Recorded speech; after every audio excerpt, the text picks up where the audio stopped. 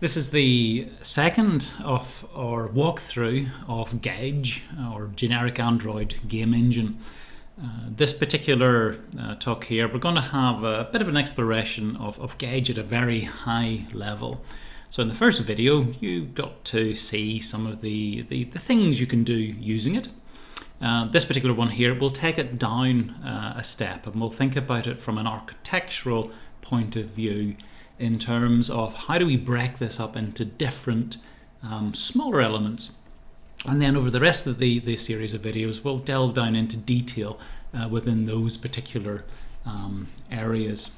Now, as it stands, there's sort of two aspects to this. We're going to think about GAGE from the point of view of it being a game engine, albeit a simple one, and also it being an Android application and some of the implications of that. And we'll start off first of all with game engines. So you can see in this slide here, there's lots and lots of different types of game engines available, and there's some quite ones that are well known that you'll probably recognize from seeing on screen. Now, one thing to say about a game engine, they are generally large, they're generally complex entities. So there's an awful lot of things that can go together into a game engine. There's a very good book. It's Jason Gregory, Game Engine Architecture. I think it's in 3rd edition currently, that I'm recording this. That's a brilliant read. If you want to go and have a read about game engines in terms of the commercial ones that would be available, do that. Here we sort of got you can sort of see it on the screen, a sort of a block diagram that gives you an overview of some of the subsystems that you would have within a game engine. So very large, very complex. Obviously, for the example that we have in this course using GAGE, it's a much cut down, much more simple version of a game engine. So it doesn't really do justice to the particular term. But fascinating area, certainly one worth exploring in your own time. For GAGE itself, so things that we are going to be looking at, this screen here sort of gives you a bit of an overview of it. I'll talk through this here, and the key thing with this here is when we're looking at the code, you'll want to sort of identify and to spot, oh, that's a class that maps onto this particular area. So there should be a correlation between the two. In essence, in this diagram, you can see that in terms of device interface, so the GAGE engine that we'll do, it will contain some classes that we can get input in from our Android application. It'll contain other classes that enable us to draw things out to the screen. So these are sort of interfacing with the device. Likewise, in terms of playing sounds or streaming music or reading in assets, text files, bitmaps, we'll have that type of functionality. So when you're thinking about decompartmentalizing GAGE and thinking about understanding it, that's some of the classes you'll expect to see. Alongside that, there'll also be sort of entity classes, things like game objects, things that build up the main bits within your game. And we'll have some containers for those as well. So there'll be game object classes, there'll be sprite classes, there'll be screen classes. And alongside that, finally, when we're looking through GAGE, we'll also see other things like a particle system, an animation manager. So these are other things that can sort of help manage the different games or game objects that we have within our game. So at a very high level, these are the types of things that we're going to expect to find within our game engine. If we think about it now from an Android application, so we've got both of these mixtures combined together. GAGE is an Android app, it's also a game engine, so we've got a mixture of both coming in. So an Android application, now Android, very popular framework, it's a very large, very complex framework, and that has a number of implications, I suppose, in terms of how we think about this. So one thing we can say is think about an Android application, you can view it at a high level in terms of activities. You can view it in terms of fragments. And an Android app that you run will comprise one or more activities, potentially with one or more several fragments inside it. And again, activities and fragments you can see in this diagram here, they have a life cycle that they go through in terms of being starting, they can be paused, they can resume. So the app that we're doing will have to tie into this particular framework as well. Also, within Android, there's a wide range of different view objects. These are things that we can display on screen. If you look at the right-hand side of this slide, you can see could be a text view, you could have a checkbox, you could have an image view. So lots of different components you can piece together to build your user interface. And over on the left-hand side of this screen, you can see a bit of the class hierarchy of the available views that you have within Android. So there's a question, if we want to write a game that's going to run on Android, then how do we do it in terms of activities and fragments and view objects and things like this? How much of Android do we want to make use of? How much do we need to make use of? And certainly for GAGE, if we actually narrow it down to the minimum amount, and we're going to do this here, well, actually for two reasons. One, just to keep it as simple as we possibly can. And the second reason actually is a fairly legitimate reason. If you actually were developing a game that you want running on a mobile platform, you want to be able to write it once, more or less, but then to be able to deploy to Android, to iOS, to other platforms. And to do this here, normally you have a layer of abstraction, and you put your game above that layer of abstraction, and underneath it you can map it onto the particular mobile device that you are using. So you want to try to keep as much above the layer in terms of having it abstracted out. So if we think about doing an Android game, then a simple way of doing it is the following. Here you can see our Android device. We want to have one full screen activity. So generally speaking, games, you want to occupy the full screen. So we'll have one activity sized to be the full screen. Inside that, we will have one full screen fragment. Now, arguably, you could actually cut this bit out, but we're going to use it in the setup that we have. So GAGE has one full screen activity containing one full screen fragment. And if I jump back a couple of slides, it's not dissimilar to the one you can see over here on the left-hand side. You've got an activity without a fragment.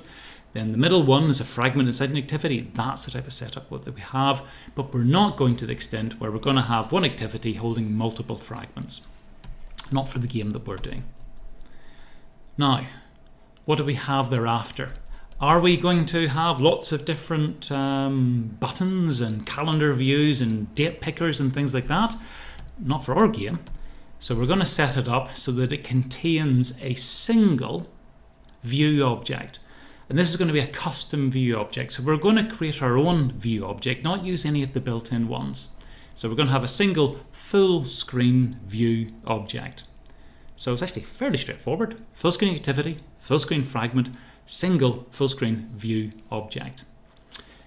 When we've done that, what we will effectively have is a very simple Android application. And our full screen view means that we can draw things to that. We can draw bitmaps. And if we can do this, then effectively we can draw our game objects. And we will render our screen or game to that full screen view object. Trying to tie all of those things together then. So when we're going into the code, and we'll be doing this very shortly, the types of things, the model you want to have in your head, and you want to then to be mapping this onto classes. So when you see a class, you can go, oh yes, this class is this part of the overall setup. So we're going to have, from an Android application point of view, single activity, single fragment, inside which we'll have a single view that we will be creating ourselves and drawing to. That's our Android bit. And on the other side, we'll have this whole bunch of game engine related classes. We'll have some stuff for playing audio and playing sounds and doing particle systems and animation systems and game objects and stuff like this. So it's going to be a mixture between the both of them. Right, so at this point actually we'll go on to Android Studio and we'll have a look through what we have here. So basically what I've got on screen is just a fresh version of Android, of GAGE, opened up. And we'll actually go through all of the different classes at a high level. And in this particular video, we'll get down to having a look at the activity and the fragment, but we'll not go beyond that. In later videos, yes, we'll delve down into the detail of some of the other areas. So we'll start off first of all, let's say our manifest folder. So we've got an app. Inside this, we've got manifest, we've got Java assets, resources, and Gradle scripts. Go through each of these. Then inside manifest, we have our Android manifest. We can open this up, just a bunch of XML. And inside this, it actually, our manifest tells us about the type of Android app that we are running. Different sections within this here. You have some where you say what sort of permissions you need to have. Other ones if you're using certain features. And then bits about the application that you're running and the activities that it contains. So just to go through these in turns, because what we define here actually shapes the type of app that we are running our game on. And you can see this. So for example, one of the use permissions that we have up at the top is Android permission.wecklock. So for this particular one here, we're saying that we want to have an application that can keep the screen turned on. A lot of Android devices, if you don't interact with your application, it will turn the screen off. It saves power. Sometimes with the game, if you want to still keep the game playing, even though the player's not interacting with it, depending on what's happening on screen. So we have to actually ask for permission to do that, because it will or can be a drain on the battery. But inside our manifest, we're saying that this particular Android application, yes, we want to keep the Wecklock turned on. We also want to be able to write to external storage. And depending on what else your app did, if it wanted to access your images or the camera, again, you can put different permissions into it. Uses feature, this is really turned on for all of them. So multi-touch, distinct. So we're saying that this particular thing here, we can have multiple touch points on the screen, depends on the game, but that's quite common.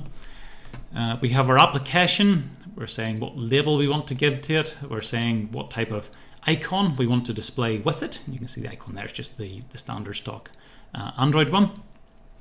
The theme that it's going to be displayed with, and as promised, we only have a single activity. Normally in the manifest, you've got to define all of the activities that you have beside your app. Here there's only one activity. It's our main activity that we're going to do, and we're saying that it is in landscape orientation. So whenever we run this here, it's going to be a landscape in terms of how we are displaying our game. That's an assumption that we're making overall for it. A little bit here just about in terms of how we actually launch it. For this activity, this is our main one that we want to have triggered whenever we fire the application off. So there's one thing to say actually about this. So there's going to be a lot of this that is potentially unfamiliar. So it's things that you can look at and you think, well, I don't know what this is. So for example, what could we pick here? Let's say we're going to look at this write external storage in terms of, well, what exactly is that? Now, I said at the start that game engines are large and complex. They are. That Android as a framework is large and complex. It is. It's not really feasible to try to understand everything. There's just too much of it. And some people like to be able to understand things, but in this case, it's not feasible. It's actually not practical. It's not useful to be able to do that.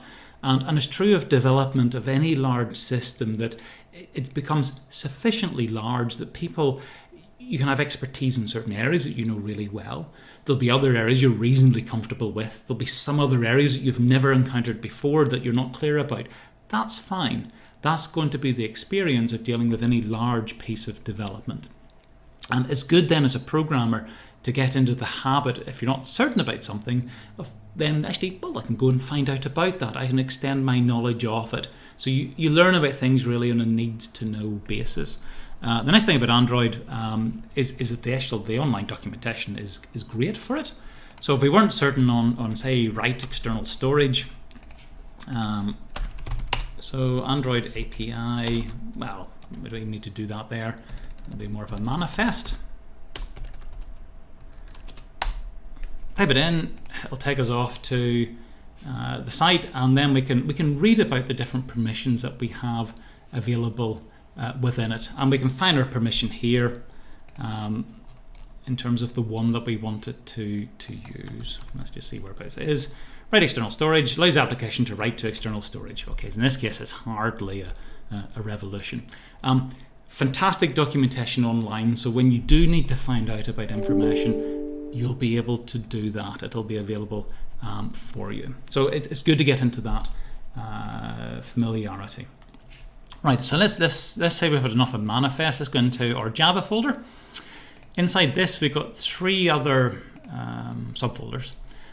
One in terms of our package name for, this is the particular one for ourselves in school, and we've got 2 down here for Android test and test.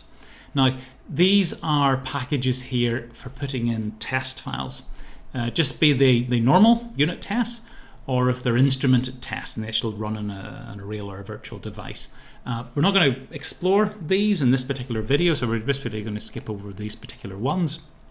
But inside our Java folder, we do actually have all of the different classes. So again, we've got our GAGE folder. We can expand this. Inside this, you've got an engine. And at this point, I'm going to pause. I'm just going to go back to the slides that we had here and to show this one. So remember I said earlier on that when we're going through the code, the thing you want to keep in your mind is that at a high level, you've got some Android applications, activity, fragments. You've got other things, user input, drawing stuff, audio stuff, file stuff, assets, game management. So when we're looking at the code, the classes, mentally that's what we want to try to group things onto. So inside here, inside our animation, we've got an animation folder inside our engine, and we've got some classes inside that. Now, we will actually go through and have a look at those in later videos, but at this point, it's good enough to say, right, got an engine, and these are some of the things I'm expecting to find inside that. So we've got some stuff to do with animation. We'll have some stuff to do with audio. We'll have some stuff to do with graphics, getting input in, and saying you can see different types of input here, but again, we'll look at that in a later video. For I/O, for again reading stuff in and out. For particle system, we've got some asset manager, some screen managers. So these are discrete classes, but what we're defining here are different. In this case, it's largely elements that tie into some of the game engine functionality. We got some UI stuff, user interface. We got some utility classes inside this. We got some stuff like a game object or a game screen, and some viewports or a sprite. So inside, this is all inside our GAGE package. Inside this one here, we had all of those main things that sort of define most of the game-related classes. Now we will break it down in later ones, but inside that, that's where we have our main game engine ones. We have a game package, and inside this is basically just some of the demos. So the demos that we were showing in the first video, notionally that's where their code resides. So the stuff that's written in here will make use of the classes that are defined within our game engine. But we'll break those down in later videos. Now, what other things do we have then? Assets. So if we go down to this particular point, inside our assets, we've got fonts, images, sounds, and text. So if we think about a game, other than having code, we're going to have to load some stuff in. So we may be displaying a particular font. We may be loading in some images. For example, there's one of an asteroid.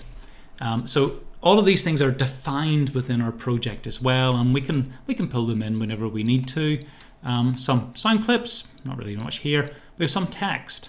Now the text files mostly that we have are ones to deal with, these are JSON files. We'll have a look at that when we get into the more detail, but they're things that help us load in or tell us what assets we need to load in for different things. But that's largely what we would expect to find inside our assets folder. All of the non-code stuff that we need to use to make a game come to life. And likewise, when you're extending and adding in your own additional features and functionality, you'll be adding some material into this as too. Under res or resources, this is sort of your standard Android one.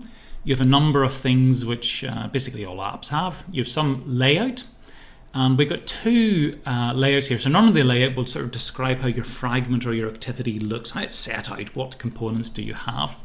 Now, come back to our slides. We did say that we would be having a full screen activity and a full screen fragment. We're not going to have anything more fancy beyond that. So if we were open up our main activity, and it'll render the thing here, we just basically get a very basic screen. If we open up our fragment, we get exactly the same. If you want to look at the XML inside those, there's not really anything to them. So these are very, very simple fragments and activities that basically just have the minimum amount with nothing extra added onto it. And we will add our activities then, or our own view, and draw to that view later on. Bitmaps. So these are for the launcher images. So there we have the actual icon for the program. For your own one, if you want to give it your own icon other than the standard Android one, do so. You can store at different resolutions. Inside values, you have some stuff for defining colors or dimensions or strings or different styles. So these are just sort of standard Android activities. They're great if you are running a user interface where you want to have it being displayed in different ways in different devices, changing from one language to another. Fantastic stuff.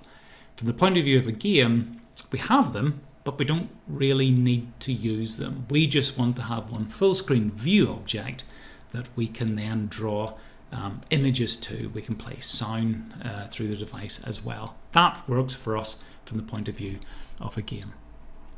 Okay, so that's under our resources then. The final thing we have down here is our Gradle scripts. And we open this up. Now Gradle, fantastic thing. It enables us to build our project, to tie in dependencies, and it actually makes our life very, very much more straightforward and simple. Now, most of the things here you'll not need to change. You can open them up. They'll just simply again be XML file or textual descriptions for them. And you can see how they go through and the types of things that they define on it. There is one that is actually useful that you probably will want to visit at some particular time. And it's the build.gradle, but for the whole app itself. Now if you open this up, it'll have some similar look to what you can see on screen. Now, relevant bits within this, inside this you're defining the version of the SDK that you compile. So if I were to change this to 25, now it's telling me I've changed it, got to resync my project. But Gradle, if I don't have Android SDK 25 installed, it'll say, okay, I'm going to download it for you. It'll download it, it'll then build it using that particular version of it. So go back to 27, what we were. Other related ones, Minim SDK and Target SDK. So if you're using certain features that are not supported or need a certain version of Android to be supported, you can put that in. So this here won't even be listed if it was in the Play Store. Wouldn't be listed for any device with an SDK less than 21, which is actually going back quite a few years. Target, what we would ideally want to run the thing on. So that's useful by way of defining just the device that your app can run on. There's a few dependencies at the bottom which are actually quite important as well, because we will want to run testing. We have a few things. We've got JUnit put in terms of doing standard JUnit testing. And because we want to use instrumented testing, again, we can run in the device. If we're mocking things up, we use Mockito as the framework for pretending that we have real versions of the objects. And that's useful with unit testing. If we can't run it for real, we can mock something up for those objects that we need to do so. So our Gradle files help us build the application, help us manage the whole process, makes your life a lot more straightforward. Really just the build.gradle is the one that occasionally you might want to have a little bit of a look inside. Right, so at this point let's actually have a look inside the code. Now again, just to ground this particular thing here. Inside GAGE, this is the setup that we have. We're going to have two files, a main activity and a game. The main activity is our activity, and the game actually is going to be our fragment. So we said we have a single activity, single fragment, and that fragment is going to be the main game class. It's going to be the heart of our particular game. Now, it doesn't have to be this way, but this is a design decision that the game fragment class actually made when GAGE was being created. So when we're looking inside our main game fragment, we're going to find a whole bunch of other classes, things like a file IO, oops, go back, or asset manager, or input classes, or screen managers. that's where the heart of the game is going to be, and that's where all of these resources are going to be linked from. So let's go back to our code, and we'll do this now. Now we can find this inside our game, inside our Java, going inside the game folder, or the GAGE folder. And down here you've got two classes, game and main activity. So we'll start off with main activity first of all. In terms of the actual class size, if I scroll up and down, you'll see it's actually quite a small class. And if I went into my game, which is the Fragment one, and I scroll this up and down, you can actually see it's a much larger class. Arguably it's a little bit too big, but that's what we have. So we'll go through these each in turn then. Our main activity, it is a type of activity itself. It contains the game. Now, so game, we'll have a look at this in a second, but this is the heart of our game overall based on the name. So the activity contains it. Methods, we really only have two methods. We have one for onCreate. So this says what happens when this activity is created. And we have one if somebody presses the back key. We say what happens when the back key is pressed. That is it. Beyond that, we're just using, it's a standard activity, does all of the things that activities normally do. So there's not really much to this. So onCreate. So this says, okay, if you create this type of activity, what are we going to do? There's a few things beside this here then. Now, the first thing is that we're going to create a certain type of window. We want this app to be displayed in a certain way. This is a game. Now, it means then that there's going to be certain things we're going to set up the window to be. And for the flags here, no title. We don't want to have a title at the top of our activity. We want that to be disappeared so we have more screen space to draw to. Full screen, we want that to be turned on again. Keep screen on. So again, it ties into the weglog. Then when we're creating this window, we want to say we've got permission to keep the screen on, and indeed we do want to keep the screen on. So at this point, when we create our application, we say what is the type of window, thing that we want this application to be displayed on. Second bit down here, this is very standard, is set content view. So normally when you create an activity, you would say I'm going to inflate some XML, and that is the XML we had down here, activity fragment.xml. So I can split that vertically over here. So at this particular point, when I say set the content view to this, it's going to set it equal to basically what we have over here. Now, in most Android applications, you'd have a nice chunk of XML that you can inflate with buttons and image views and things like this. So at that point, it would take the shape of the application that you want it to be. In our case, we just want to have something that's sized to be the whole size of the screen, and we're going to add our own custom view. So in this sense, what we set our content view to be is really minimal. It's nothing really of importance.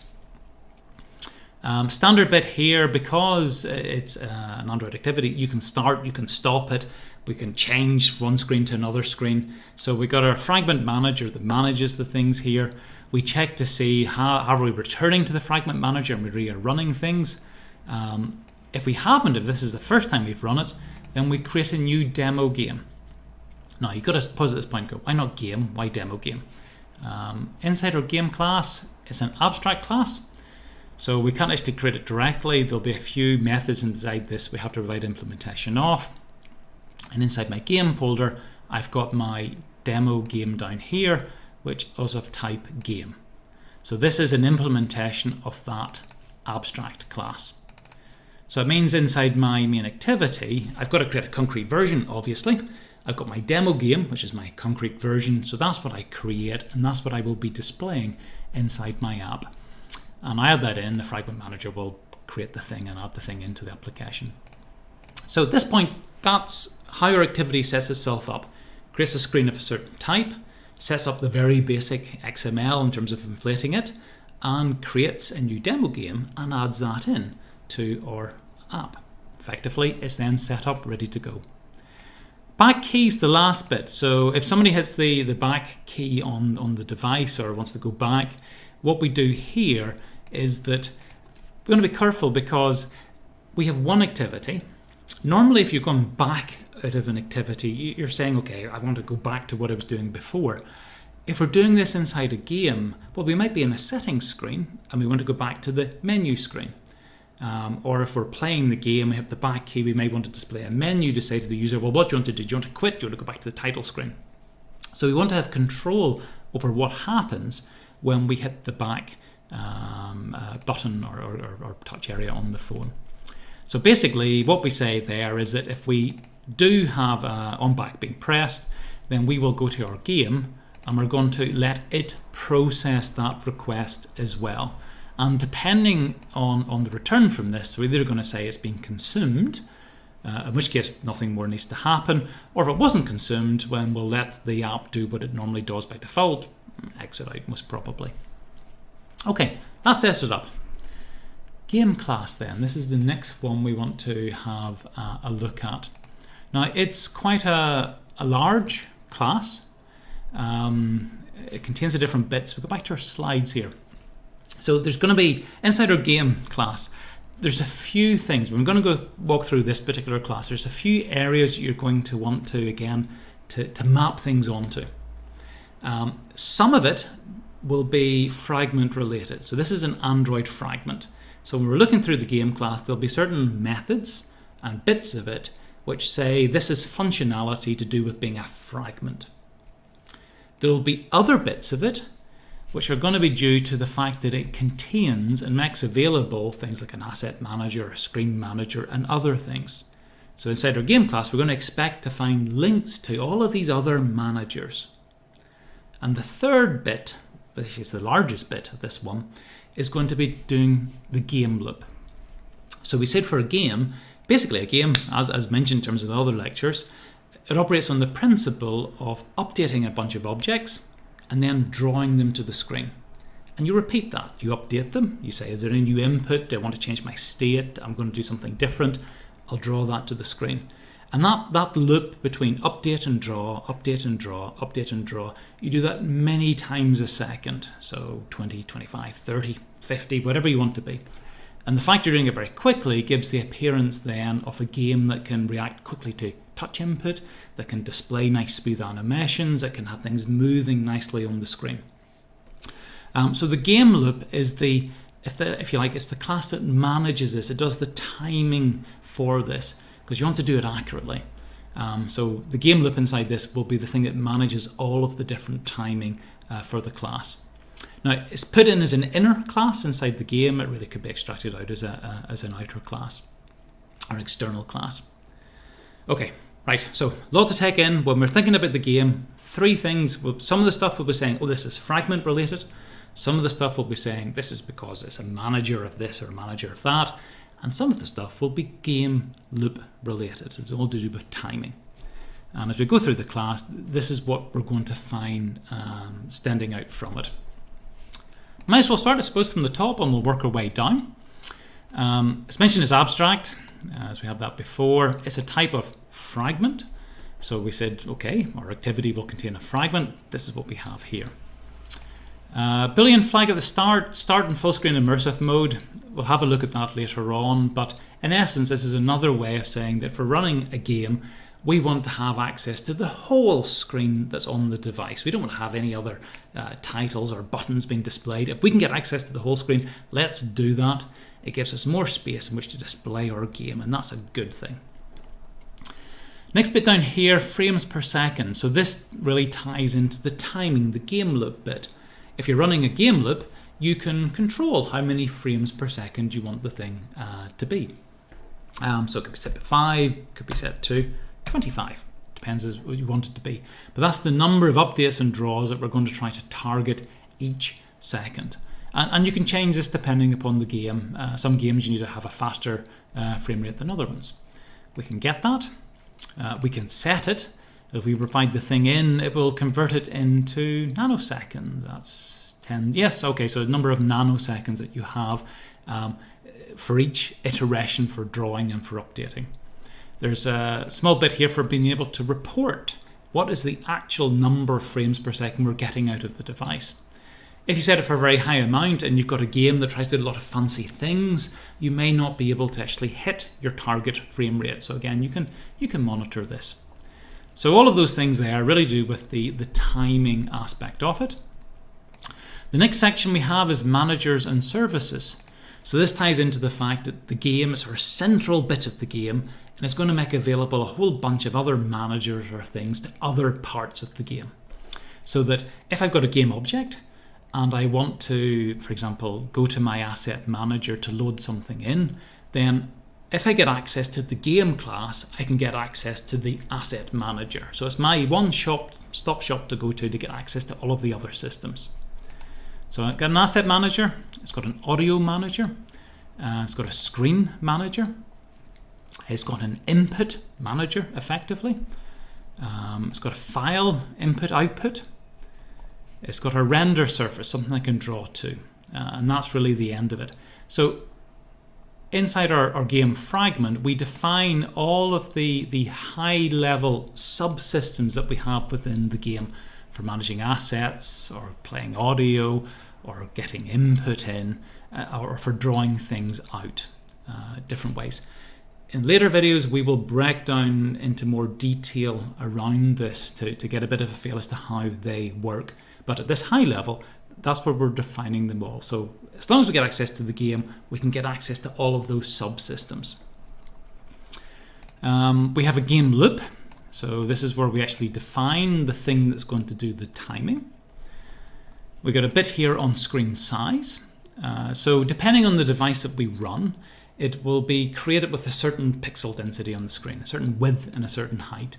That can be useful information if you're then drawing to the screen. So actually, because this is the fragment that will get to be created, this will enable us to work out the size of the screen. Strictly speaking, the size of the fragment, but because our fragment is the size of the screen, that's what it's going to equate to. Now, at that point, everything we had up until this point is all definition. We're all defining variables and having the odd accessor method for things that we have within the class. From this point on, when we go down into state management, we're actually saying, okay, how does it work? What does it do? And for a fragment, the first two things we have here are onCreate and onCreateView. These are standard methods that we have defined within a fragment. So all fragments will have these two methods that whenever we're creating the fragment, they get to be automatically called. And they give us, as implementing our own type of fragment, the opportunity to control, well, what actually gets to be created when we create this fragment. What's the difference between it? OnCreate gets to be called first of all. As soon as OnCreate is called, you don't actually have a visible screen at this point. And it's only when you've got to the point of being able to have something visible, you know how big the thing's going to be, you have access to the screen, that onCreateView gets to be called. You can see for the return types here, we don't do anything, we don't return anything when we call onCreate. But when we call onCreateView, we have to say this is the view that we're going to use for this fragment. We have to return what the fragment looks like. So we've split up our managers into these two different areas. OnCreate, what do? We create a game loop first of all. So we don't need a screen to do that, which is timing mechanism. So we create a new game loop that can do update and draw, can manage the process of it. Haven't started it yet, but that's when we say we're going to create something to manage this process. File input and file output, we create that. It gives us access to the file system. Asset manager, so something that can load in bitmaps and animations and sound, we get to that point. Audio manager, so something that if you give me a sound effect or an audio, I can play it, we create that. Screen manager, so I might have a main menu, I could have a settings screen, I could have my game screen. So screen manager is going to enable us to manage these and change from one to the other. I create that too. So these are all things I can do right at the start, and that's where I do them. Now onCreateView, as mentioned, this gets to be called afterwards, and it gets to be called whenever whenever the fragment is being created and we've been asked, how do you want the fragment to look like? What should it look like? This method determines that. So there's a few things we're going to do here. Now you'll notice it's got a return type of view. The first bit we do here is we create a new renderer. And we will look at that in a later talk. This is the thing that we will be drawing to that enables us to draw all our bitmaps and do it reasonably fast. We're getting that as a view, and that's what we were returning down at the end. So if you're looking at other Android fragments, it would be very common to when you have onCreate view to inflate some XML that says here's the button and here's the image view for this particular fragment. We said earlier on that we would have single activity, single fragment, single full screen view. So at this point, this is our single full screen view. We're creating our own view object, and it's going to be sized to the full screen, and that is what we are returning as the view of this fragment. So anytime Android says, well, I've got to update the screen, it will go to the view object that we have here and ask it to draw itself. And that's our chance then to draw the game to the screen. So that's a key bit. Second bit down here is if we are running in immersive mode. So again, we try to do a few things about the view. We've created a view here, but we want to hide navigation. We want to make it full screen, immersive and sticky. These are types of things that make sure if we've got the view on the screen is occupying as much of the screen as we can, and we have as little disruption of that as we can do so. So that's the mode we're starting in. We will run it in that particular mode, and if we've got our soft buttons for back and so on that are displayed on screen, it'll hide those particular ones. Little bit then where we actually get the size of it, because depending on what's visible or not visible, that changes how much is actually available for the game to draw to. At this point we know it, so we say what is the width and the height of our screen, and input is the last thing that we do here. So if we think about a touch-based game, we need to have a visible thing on the screen before we can actually get our touch input, because this is what we're interacting with. So now that we have created our view, we actually say we can get our input manager to get touch information from that view. So we create our input manager here alongside all of this graphics aspects as well. But we couldn't do it earlier, we couldn't create it up here because we have nothing to get touch input from. It's only when we have something visible that we can get touch input from it. Okay, so just to recap both of these methods, for onCreate and onCreate view, when we've run those, and they're called automatically when we're creating the fragment, our managers, our input manager, audio manager, asset manager, all of these things will be created. We'll have set up our screen, we'll know the size of it, we're ready for the game to actually start to be played. Now, going down, what else do we have underneath? We've got some standard Android fragment and activity methods. So resume and pause. We can pause a game, we can resume it. Destroy. So if our app's been destroyed, what do we do? Well, in this case, we've got our screen manager. We ask it to dispose of itself, so to give any of our game objects a chance to release anything they're using. Our audio manager, if we happen to be streaming some music, we give it a chance then to stop as well. And we'll look at those things in later talks. On back pressed, so by default, now we get called, this gets to be called if we hit the back key. By default it does nothing. Roger says I'm not going to do anything with it. But remember, this class is designed to be overloaded. And if we were to look at our demo game, on back press actually does do something. So if depending what you want to have happened, whenever you hit back, you would update your game class to do that. Right, so far so good. More things in this particular class. The next set of methods we have afterwards are really tying into the update and draw. I'm not going to go through them in great detail here, because we will look at this whenever we're looking at rendering. Inside Android, you want to draw to the screen fast. There's different ways you can do this. And the particular technique that we use here is a multi-threaded approach. We will have one thread that is updating our game objects and updating the state of them. We're going to use a separate thread, the GUI thread, for drawing things to the screen so we can access the hardware acceleration. Now, adds a bit of complexity into it because you've got to get two threads that need to manage coordination between themselves. But in essence, when we are updating, we'll do a few things. We will go to our input manager and we'll ask it to say, okay, update yourself with whatever input happened since the last update. We'll go to the current game screen, whatever we have as the menu or our setting screen or our game, and we'll ask it to update itself. And then there's a notification, which is the communication between threads, but we'll look at those in a later talk. Likewise with draw. So if we're drawing, we'll simply say, okay, what's the current screen?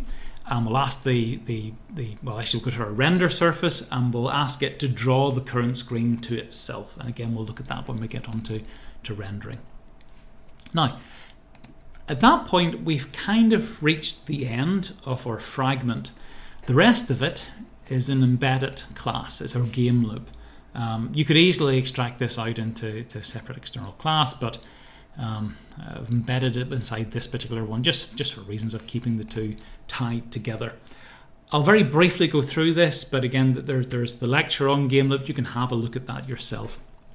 And when we are looking at the graphics one, we'll be returning to this particular class.